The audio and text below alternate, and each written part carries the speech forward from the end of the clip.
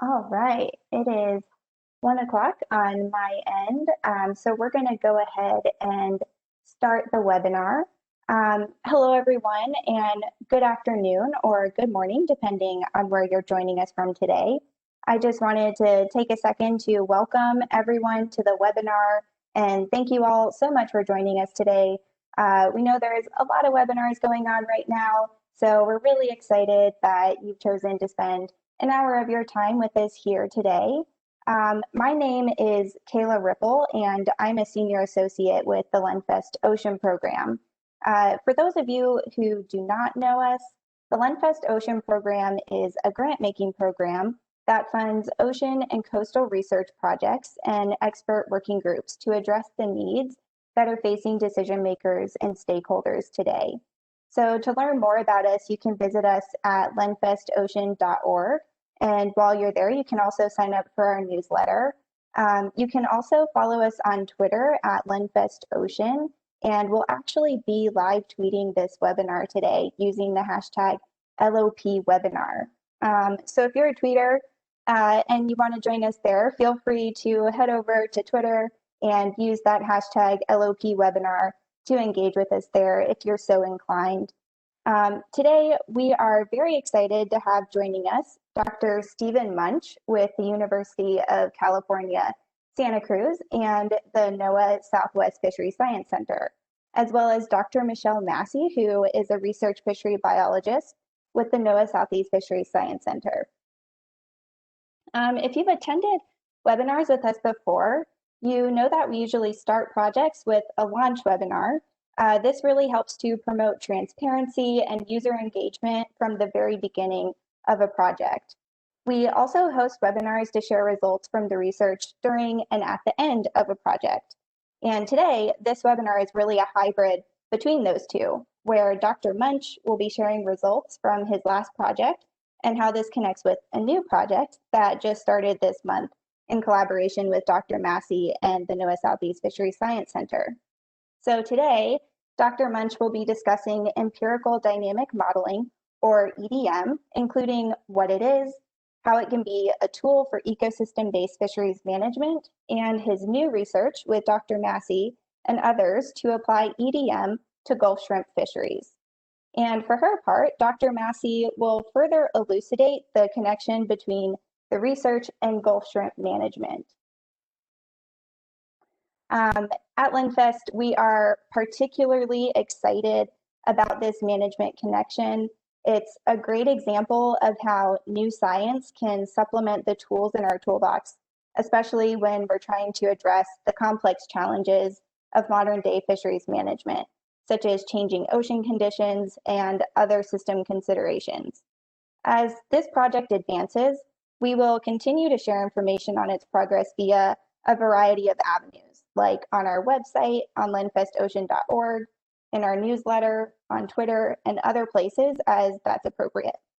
For now, I've started creating a running distribution list for everyone who's interested.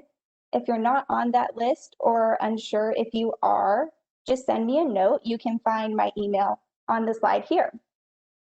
Additionally, we are recording this webinar and we'll distribute the link broadly afterwards, so feel free to share with others who may not have been able to attend today, but we're still interested.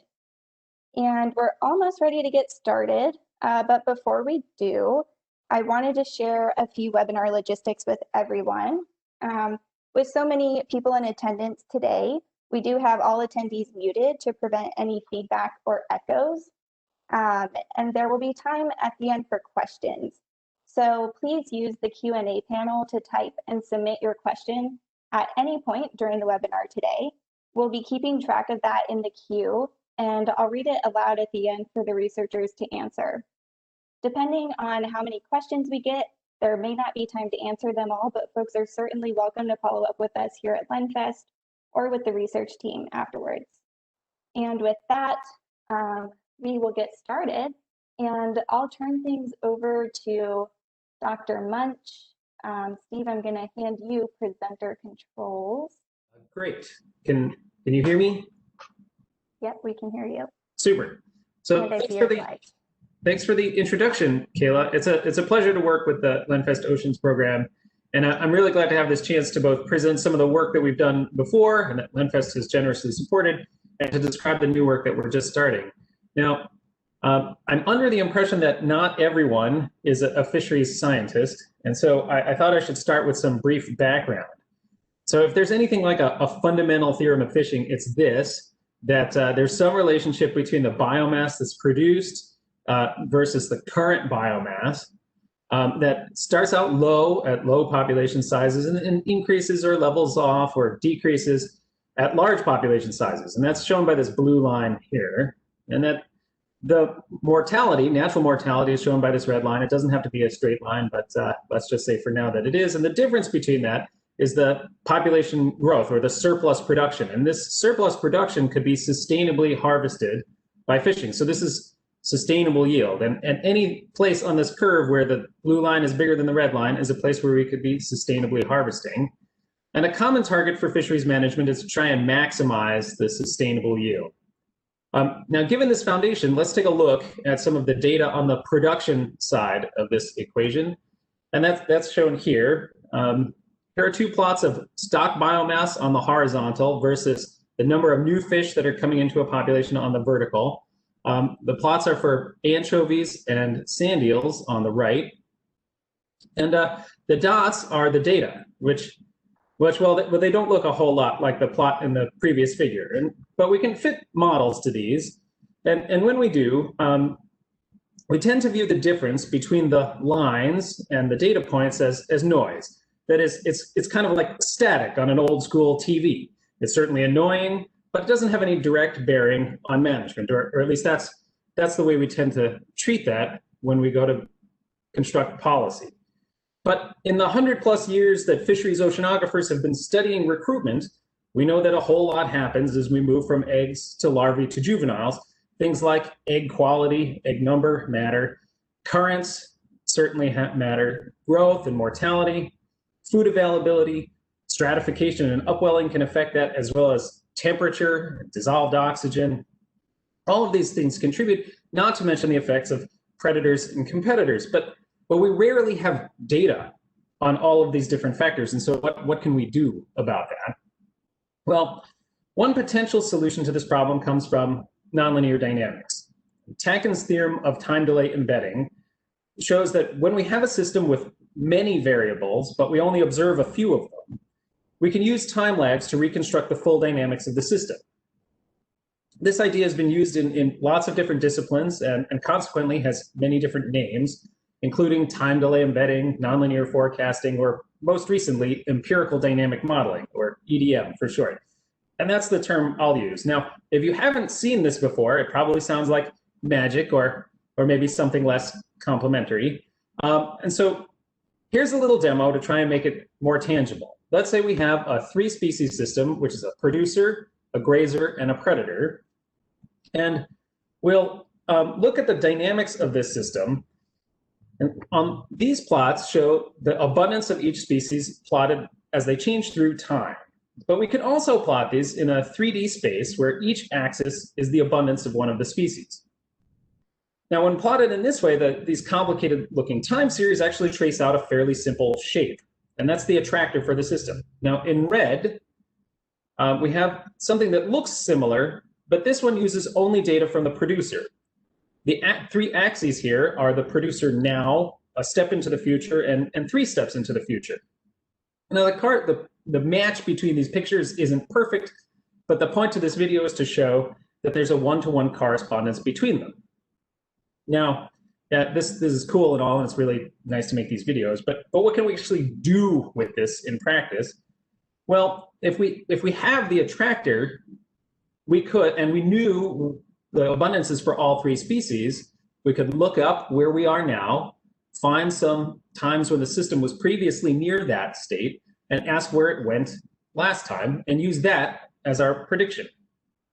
Now, if we were to repeat that exercise over lots of different initial conditions, we'd effectively be constructing a discrete time model for the system. Now, of course, we can do exactly the same thing with this reconstructed attractor. And if we do, we end up with an analogous model in, quotes, delay coordinates, the dynamics of which are equivalent to the full state space, except that they're based only on the observed time series. Now, because we don't have equations and we just use data to make predictions, EDM is sometimes dismissed as a black box. But really, it's a totally awesome black box. So, I mean, we just need a better picture, right? So now coming back to this question about recruitment, let's apply this idea to forecasting for these for recruitment problems. So now the notion here is that on the one hand, if the deviations between our standard models are really just noise, like static on the TV, then using lags won't help us make predictions. On the other hand, if they do represent dynamics, then lags should help. And so to test this idea, we used Ransom-Meyer's stock recruitment database, which had 185 populations that had at least 20 observations each. And these represent 72 different species from 26 different families, 11 orders of fish and invertebrates. Now, rather than show results for all 185 stocks, I'll summarize those in one figure in terms of the scaled prediction error. Now, scaled prediction error is the average squared error in leave one out cross-validation relative to the variance. And so any number bigger than 1 means that the model is effectively worthless because we get a better prediction or a more accurate prediction by just using the average. Now, the diagonal line here, we're going to plot our EDM prediction error against the prediction error for some alternative model. And so the diagonal line here is where the prediction errors are equal.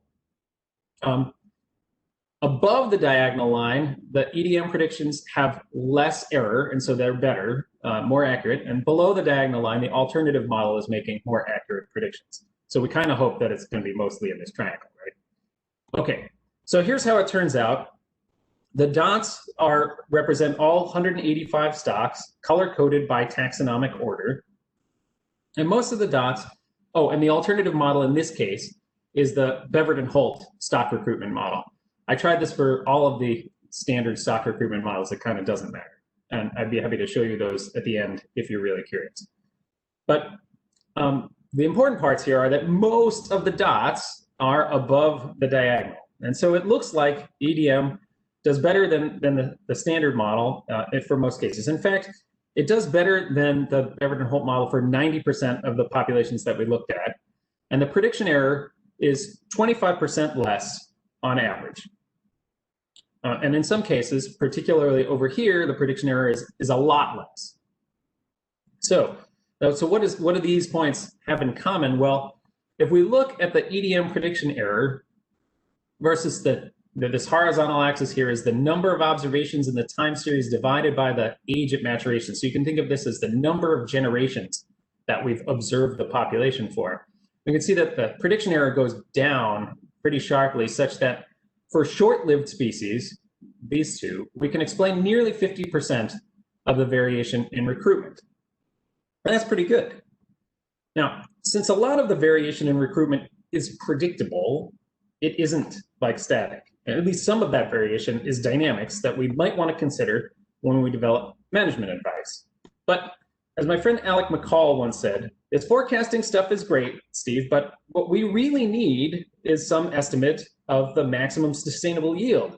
So, okay, well, Alec's a smart guy, and so I thought maybe we should go back to this harvesting thing again. And so in a setting where the only things that matter are the current population size and the catch, it's very reasonable to expect that we'll end up in steady state where the optimal thing to do is to have either constant catch or constant escapement. But when other stuff, which is not static, affects the dynamics, then the optimal catch and the stock status are changing constantly. Now, since we don't have data on the other stuff, how can we account for that? Well, by now, you're probably guessing that I'm going to say empirical dynamic modeling, and you're right. And so in order to generate the harvest policies, what we'll do is use EDM to characterize the dynamics. To find a harvest policy, we'll use approximate dynamic programming. because we don't think that the optimal policy is going to be a steady state, we actually need state-dependent policies, and approximate dynamic programming will allow us to construct these state-dependent policies. And because this combines empirical dynamic modeling and approximate dynamic programming, we can shorten that to empirical dynamic programming. And this is me trying to brand something. It's kind of the first time I'm naming something that isn't a child. And so maybe you guys can pick up and run with that name. That would be great. Thanks. So we first tested this on some simulated data. And the reason to focus on simulations first is so we know how we're doing compared with the right answer. Now, so we simulated 4 different 2D systems representing 2 different species, or the same species in 2 different locations, or 1 species with maternal effects, or 1 species with time-dependent productivity. Now, in each case, we have data only on catch and effort for the focal species. We don't know anything at all about the state of the other species. And so we're going to use EDM to infer the dynamics. And then we'll use empirical dynamic programming to compute the harvest policy. And for comparison, we'll fit a single species model to the same data and use that to generate a policy, and compare the results from both of those approaches with the true optimal yield. We repeated this for a bunch of different noise levels, time series lengths, dynamic regimes, and prior exploitation histories. Repeat that 100 times for each combination, so we have a lot of different simulations in total. And so again, rather than show the results for each of those, I'm just going to summarize this in one slide. And so that's in terms of the yield ratio. So that yield ratio here is the yield I get over the next 100 years using the empirical dynamic programming policy relative to the next 100 years of yield we get from the optimal policy generated by knowing exactly how the system works. Okay, and so here's what we get. The median using our empirical dynamic programming policy is 93%. So most of the time, we can do pretty well at reconstructing coming pretty close to the true optimal yield, even though we don't know a priori how the system works. Now, in contrast, when we use the single species model and think about the other thing as static, we get typically only about 60% of the true optimal yield. And so that seems pretty promising. The next thing that we did was apply this to sardines in the Gulf of California. The data are shown here. The vertical axis in the top panel is landings in tons, and the bottom panel is effort. That's numbers of trips. And so you can see that there've been some pretty big swings, both in the landings and effort in this fishery. And if we look at some of the standard metrics, we can plot, say, catch versus effort, or the catch per trip now on the horizontal versus the catch per trip next time. You can see that there looks like there's some relationship between those. It's nearly linear, but it's quite noisy. But again, we find that this isn't really noise the way we typically think about it, because when we go to use EDM to try and reconstruct the dynamics, we find out that the dominant lags are at 4 and 6 years, and we actually get really good predictability. That's easier to see if we plot over here the predicted catch versus the observed catch, and the relationship there is really quite good. Okay, so applying now our empirical dynamic programming algorithm to this, we get this. And so this is what effectively is our harvest control rule. The vertical axis in each of these is the optimal effort, or the near optimal effort, plotted against catch or effort in the previous interval. So remember, in the previous slide, I said that the important lags were catch and effort 4 and 6 years ago. And so that's what the policy depends on as well. Now, to use this in management, what would we do? Well, we'd look at where the catch and effort were over the past 6 years, find that on these plots, and then ask what's the optimal next effort. And somewhat intuitively, we see in these plots that when the catch is high, the next effort should be reduced. which reflects the oscillatory dynamics in this fishery. So to summarize, empirical dynamic modeling allows us to make predictions in complex systems by using lags of observed variables as surrogates for the things that we're missing. And we found that across a wide range of species, we can produce more accurate forecasts of recruitment than traditional models, particularly for short-lived species. And that to generate harvest policies, we can combine EDM with dynamic programming and generate harvest control rules that, at least in simulations, produce greater sustainable yields than we get by treating the other parts of the system as noise. Our application to sardines in the Gulf of California looks pretty promising, but what I think we really need is a US case study, and that is the segue for the new project. And so I'm going to turn the speaker over to Michelle Massey, who will provide you with some background on shrimp in the Gulf of California.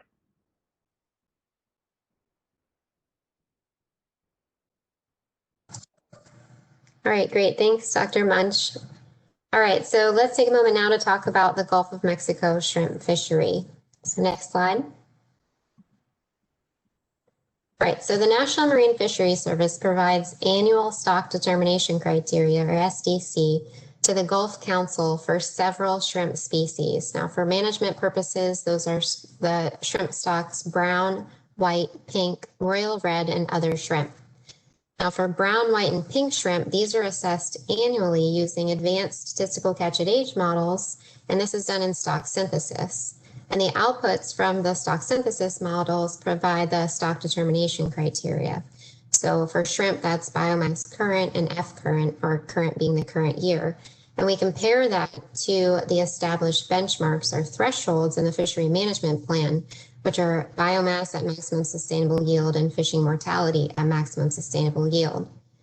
Now, we know that the productivity of these shrimp stocks are driven by ecosystem dynamics, things like salinity, temperature, freshwater flow, for example, and that all of these things can vary by space and time, though we don't know yet at what spatial and temporal scales. Now, although these stock synthesis models are termed advanced, currently, at least with the current configurations of the shrimp stock synthesis models, they lack explicit ecosystem considerations. Next slide. All right, so what are some challenges for Gulf shrimp management and assessments? Well, for one, the Gulf Penaids are considered annual crops, and that's because they have a high natural mortality, especially at early ages, and so therefore they're mostly dead by about 1 year of age. Now, that's a problem because the National Marine Fisheries Service receives last year's fisheries landings data, and we get this information from state trip tickets, or the landings reported by dealers on trip tickets, and we get that by about mid-year of the current year. So for example, in spring of 2020, I reported on the 2018 stock status of the Gulf Penaids. Now, these data lags means that the National Marine Fisheries Service can't provide timely stock status information for these annual crops. Another thing is forecasting. So forecasting is something that's typically done for finfish assessments, where we project ahead the stock information for maybe 1 to up to 5 years in the future. But this isn't possible with the current configurations of the shrimp SS models, given these are annual crops, and we know that they're driven by environmental uncertainty that's not being represented in these models. So if I went to the council with forecast runs, there would be little confidence in any of that information, at least coming from the current configurations of the shrimp stock synthesis models. Next slide. All right, and the second thing is that last year, a review of the brown, pink, and white shrimp stock synthesis assessment models found major technical concerns among the 3 models. So therefore, this year in 2020, the stock determination criteria was not considered by the Gulf Council, and now all 3 shrimp SS models are going through further review. And the timeline for that review is as follows. So currently and into 2021, we're reviewing data inputs and assumptions for the brown, pink, and white shrimp stock synthesis models, and we're doing that through technical working groups. And then in 2021, we're going to be holding a shrimp stock assessment model review workshop. We're going to be reviewing the data availability that we found from the data working groups in the previous step, And then we're going to evaluate the current model configurations and parameter choices among the 3 shrimp stock synthesis models. And then, based on the results from the Shrimp Stock Assessment Model Review Workshop in 2020-22, we anticipate that all 3 shrimp stock synthesis models will enter into a research track process. Now, this is a formal process, and it allows for consideration of new modeling configurations and/or modeling platforms. So a good opportunity, for example, to introduce EDM as an alternative. Next slide. So what are some potential benefits of using empirical dynamic models to provide stock determination criteria? Well, I could think of a few. So for one, incorporating environmental variables is more straightforward in empirical dynamic modeling than it is in stock synthesis, at least in the current configurations of the models, given the number of parameters. So if we add environmental variables in the empirical dynamic models, we just determine whether they explain more of the variance or if they don't. For 2, empirical dynamic models are likely to be ready well before the shrimp assessment research track process concludes. Now remember, that process isn't even starting until 2022, and generally it takes about 1 to 3 years to get through that. For 3, the empirical dynamic models allow us to predict next year's abundance with associated error ranges. So this gets us at that forecasting issue that we currently have. So once we incorporate environmental drivers of abundance, we could then use the empirical dynamic models to predict next year's abundance or trend in abundance with confidence bounds. And this would potentially allow us to provide more timely stock determination criteria for these annual crops. And 4, we could use these empirical dynamic models as an interim analysis. This is something that's growing in popularity, at least in the Southeast region, where essentially you track an index of abundance that you're pretty confident in. So for example, the empirical dynamic models, and we could use that to predict, for example, a fishery independent index of abundance. And then we could use the stock synthesis models less frequently. So similar to what we're doing maybe for finfish, updating a stock synthesis model every 3 to 5 years instead of every year, which we're currently doing for shrimp. So therefore, this would be a more efficient management approach. Next slide. So what are some potential challenges of implementing empirical dynamic modeling for Gulf shrimp? Well, first we need to understand, can we correlate environmental drivers of shrimp abundance? And hopefully that's something we're going to address this year. And then we need to see if we can derive stock determination criteria from the empirical dynamic models. Remember, we have those management thresholds in the fishery management plan, the biomass and fishing mortality at maximum sustainable yield. And then we need to be able to derive some sort of current estimate of biomass and fishing mortality to compare against those thresholds. And if we can do those things, then we're going to need to convince managers, stakeholders in the shrimp industry to adapt to this new approach. And if we can do that, then we're going to need to rewrite the fishery management plan, because currently those shrimp regulations ask us to run and update the stock synthesis models each year. And I say all that knowing that, of course, change is hard and it's pretty messy in the middle, but sometimes it's absolutely necessary to get us to a better place. And with that, I'm going to turn it back over to Dr. Munch. Thanks, Michelle. So the new project will focus on forecasting brown, pink, and white shrimp using a combination of landings, survey data, and environmental indices. And then we'll use those forecasts to generate empirical dynamic programming policies. We'll compare both the predictions and the policy with those obtained using stock synthesis. And one of the nice things about working on shrimp, in addition to Michelle, is that there's a lot of data across the Gulf. And so we'll get to use our recently developed spatial extensions of EDM. And that's illustrated here. This is the Gulf of Mexico, where we have the CMAP survey and 21 different statistical zones in which we've tracked shrimp abundance. And so here, I wanted to give you, before saying anything else, a preliminary results for forecasting the shrimp. So the black line is the observed average catch per unit effort, that's CPUE.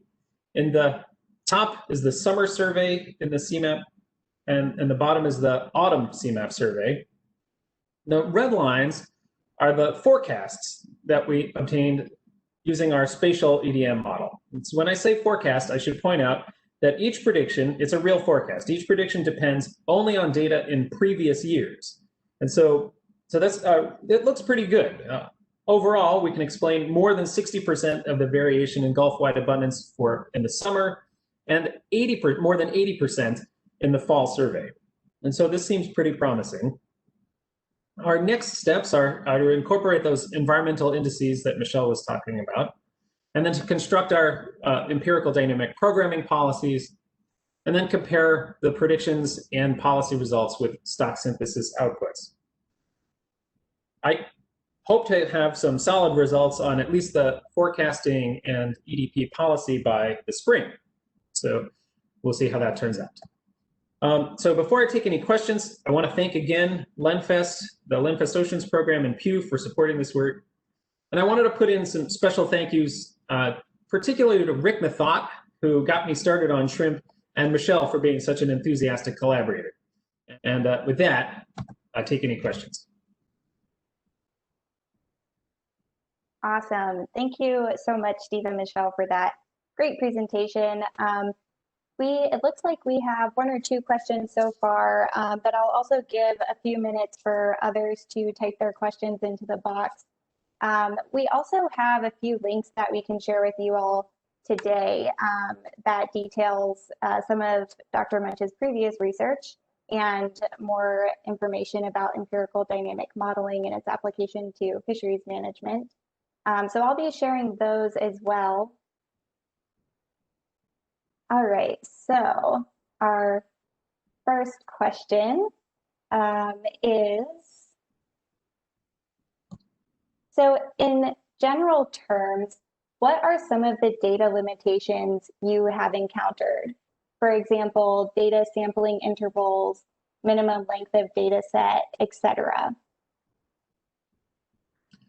So that's a good question. I get that one more or less every time. So there are a couple of things that matter. One is that we have observations on a timescale that is relevant to the dynamics in the system. That is, if you wait too long between samples, then too much has happened and it's very hard to reconstruct the dynamics. If you have too little time, we can always just sort of spread out the gaps between samples. So that's not a big deal, but waiting too long is bad. And then you need to have enough observations in order to reconstruct the attractor. Well, the standard response in the nonlinear dynamics literature is that you need to have several multiples of the intrinsic time scale for the system. But that isn't very helpful unless you know the intrinsic time scale for the system.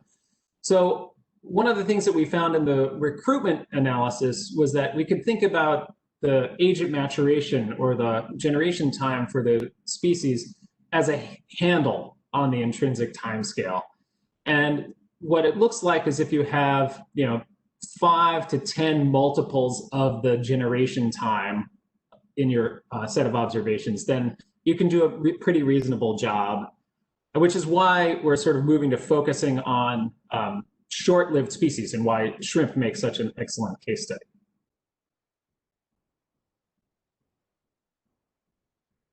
Great, thank you. And another question.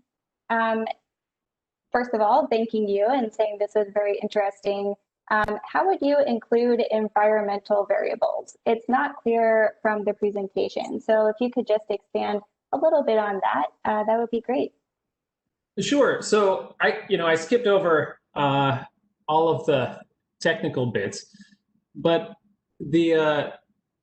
without the environmental variables, when we're thinking about doing this attractor reconstruction stuff and using the attractor to make forecasts, effectively what we're doing is constructing a discrete time model by some sort of non-parametric regression. And that can either be local linear modeling, it could be a neural network model, it could be a Gaussian process model, but some sort of function approximation tool is used to reconstruct the map between the past states of the system and the next states. Now, with that in mind, we can easily use any of the sort of standard tricks for regression to include additional drivers, things like temperature, dissolved oxygen. All we do is we augment that set of time lags with a set of additional inputs. Now, we do run right away into potential problems with collinearity, overfitting, et cetera, and we deal with that via regularization and automatic relevance determination. I would encourage you, if you're really interested in that, to either take a look at the papers or follow up with me for more technical details over email. Great, thanks. Next question. Have you done any simulations of how well EDM performs in helping to make management decisions under previously unseen conditions that may happen with climate change? So a lot depends on how fast the system is changing relative to the time scale on which you're trying to make predictions. So the question about climate change and non-stationarity comes up all the time, and it's a really relevant thing, since we're using the past behavior of the system to try and make predictions about the short-term, near future behavior of the system. And so it certainly feels intuitively like you shouldn't be able to do it if climate change is important, and that's true if the climate is changing so fast that that we can't reconstruct the dynamics sort of on the fly. And the answer is that as long as climate change is happening relatively slowly, we can update our embedding models to keep pace. And so I have done a bunch of simulation to show that if we allow for, if we change the EDM model slightly to allow for the attractor to change shape slowly through time, we can actually do very well at continuing to make these near-term forecasts, even though the system is changing. Awesome, thank you.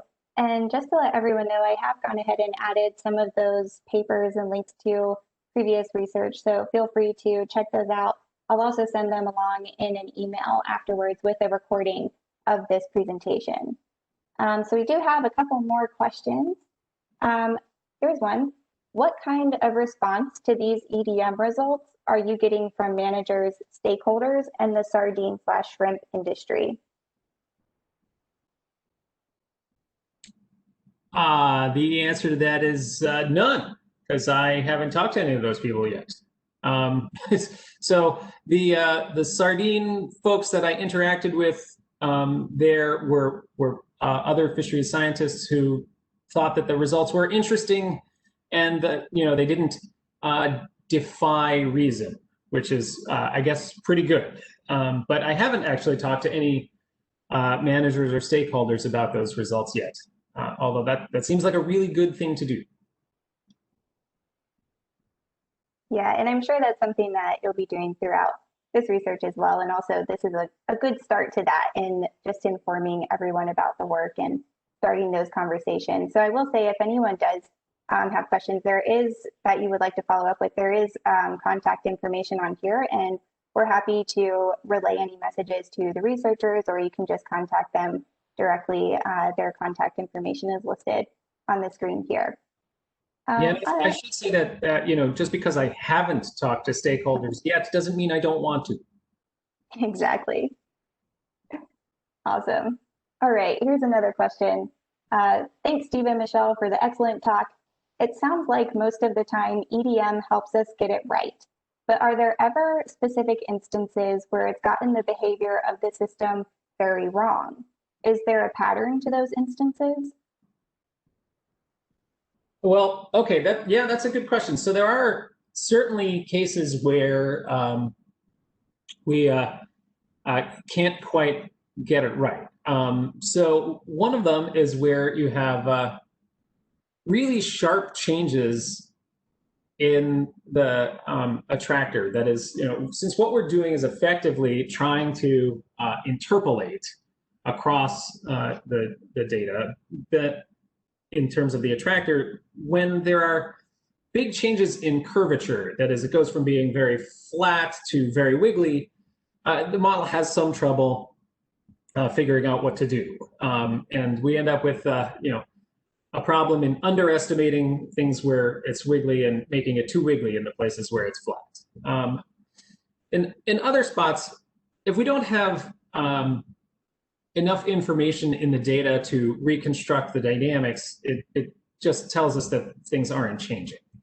And so but the important part there is that you more or less know that that's happening right at the beginning, because your ability to make out of sample forecasts is terrible. And so what I would say then is that, there's some built-in insurance against using this and getting the wrong answer, because you know that the answer is terrible as you're trying to make the forecast. And so then we would move to some other kinds of tools. Thanks. And then we have another question, and it looks like we're getting towards the end of the list. But if anyone else does have questions, please feel free to type them in that Q&A box. And it looks like we'll have enough time to answer a few more. So next question is talking a little bit more about understanding EDM and climate change. So can you comment on how well EDM methods are able to react to changing ecosystem dynamics?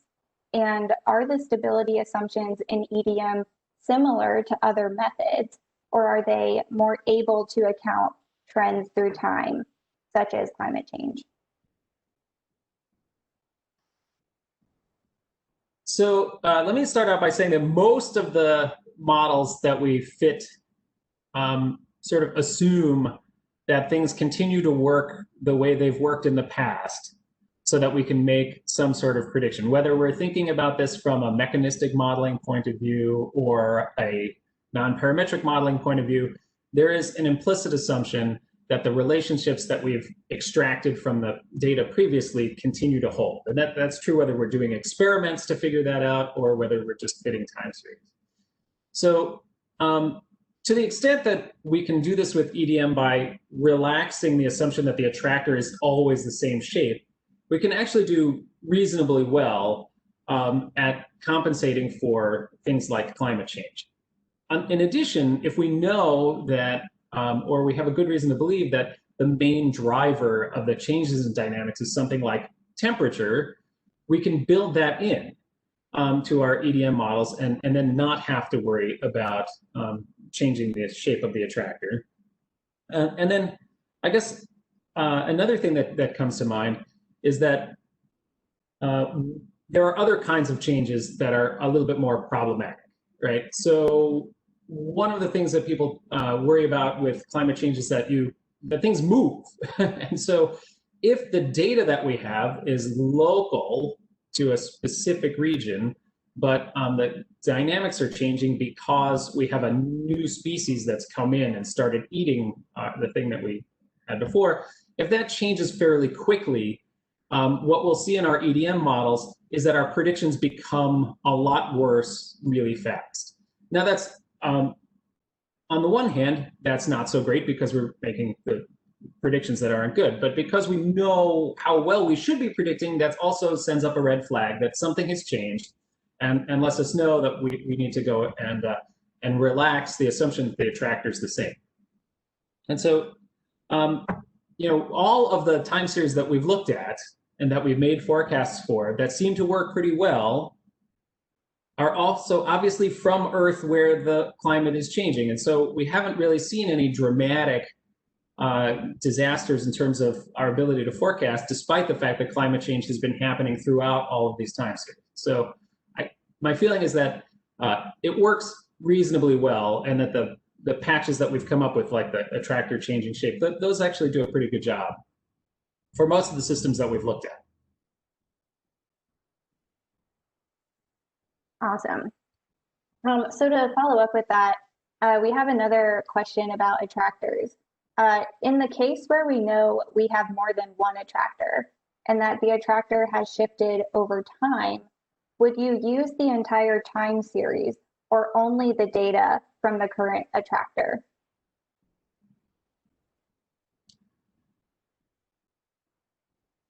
Well, that's interesting. So it really depends on whether we think that the dynamics we're reconstructing are really two different systems or one system and we're just in different parts of the state space. So when we are thinking about there being different, say, regimes, we can think about there being different regimes because we're just visiting a new part on the same a new part of the state space for the same dynamical system. In which case, it makes a lot of sense to try and stitch it together across all the different parts of the attractor.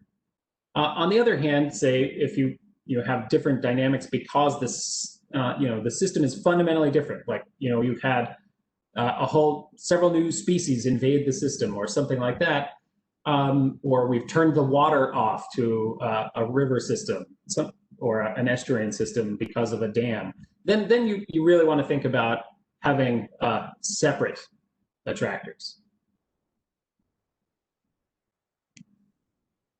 Great, thanks. All right. Could you comment a little bit more, or do you have any thoughts on the lifespan that EDM will work best for predictions? I guess I'm not really sure what we mean by that. So if on the one hand we mean the lifespan of the critter that we're trying to forecast, shorter is better. On the other hand, if what we mean is how far into the future we can make predictions, well, I guess the answer is still shorter is better. But we, in our empirical work, we find that we can make reasonably good forecasts multiple years out, but that if we try to go too far out, for a lot of the fish data that I've looked at, maybe 6 years out, we're not really doing a whole lot better than just the average. Yeah, I think they were talking about the critter, so thanks. Sure. All right, it looks like we've come to the end of our questions list. And we still have quite a bit of time left. So if anyone does have questions, feel free to type them in. But I just wanted to say thanks to Steve and Michelle again for this great presentation. It was really informative. I've been learning more about empirical dynamic modeling, and it's been quite a journey, but really, really fun and interesting to learn about it. So I appreciate you sharing everything that you're working on with us today. Well, thanks a lot, Kayla, and thanks for hosting. No problem. All right. I don't see any other questions coming up. So we can go ahead and end a little bit early, and everyone can have 10 minutes back in their day. Just to wrap up real quickly, we will be sending a recording of this around and a link to the recording. So if you get that and no other people who were interested to attend today but weren't able to, you can always send that to them.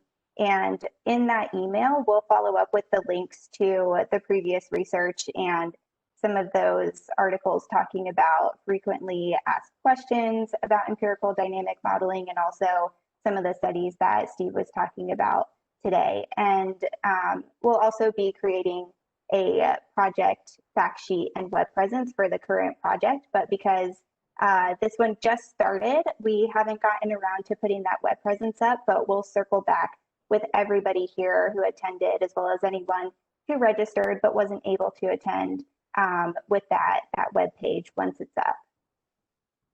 All right, I'm not seeing any more questions. I will say thanks everyone, and have a great day and enjoy the rest of your week. Bye.